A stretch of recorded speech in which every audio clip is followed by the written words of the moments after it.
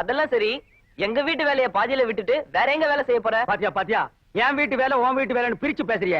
அது நம்ம வீட்டு வேலை, அதை நான் அப்புறமா செஞ்சு முடிக்கிறேன். முதல்ல நம்ம பாப்பாவை பாப்போம். எந்த பாப்பா? அட போப்பா, நம்ம பயில்வானோட செட்டப்.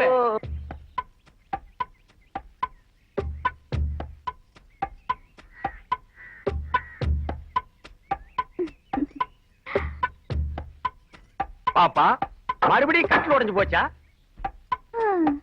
அத ஏயா கேக்குற?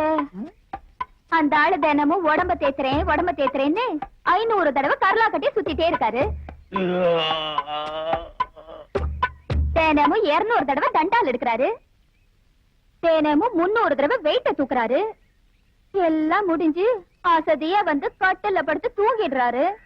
நான் ஆசையை எழுப்பினா கேடி தூக்கத்துல எழுப்பினான்னு சொல்லிட்டு கட்டில போட்டு உடைச்சிடுறாரு. எல்லா ஆசையும் மனசுல வச்சு வெம்பிக்கிட்டு இருக்கேன்.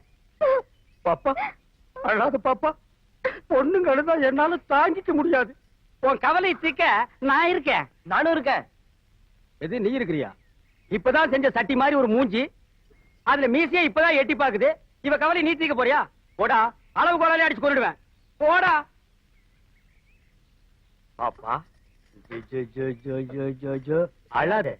பயில்வான் மாதிரி எனக்கு கை பெருசு இல்ல, காலு பெருசு இல்ல, மூக்கு பெருசு இல்ல, ஆனா மனசு எனக்கு ரொம்ப பெருசு. தொட்டு பாரு.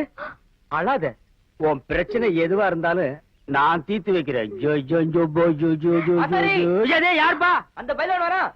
பயில்வான் வர்றானா?